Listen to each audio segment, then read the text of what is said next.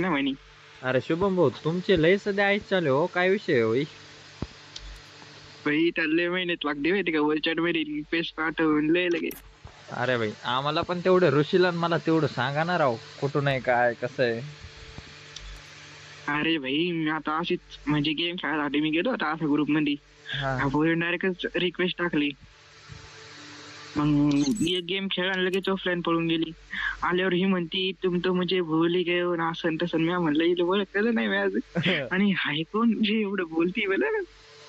अवघड आहे रे भाई. ती अरे ऋषी भाई, बोल ना माई. अरे हे काय सीन झालं भाई आता? लय फॅन झाले राव भाईचे. लय लय लय अरे भाई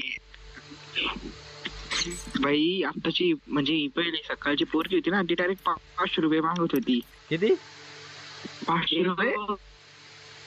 बापरे. हेडफोन घ्यायचे म्हणे मला, हेडफोन घ्यायचे म्हणे मला. मी म्हणलं ताई तिकडे मला ब्लॉक करून टाकतो. बाबा बाबा. सीट जर खायला पैसे नाही म्हणे, आणि तुला हेडफोन घ्यायला द्यायचे. वाह वाह शुभम भाई, आपका मुझे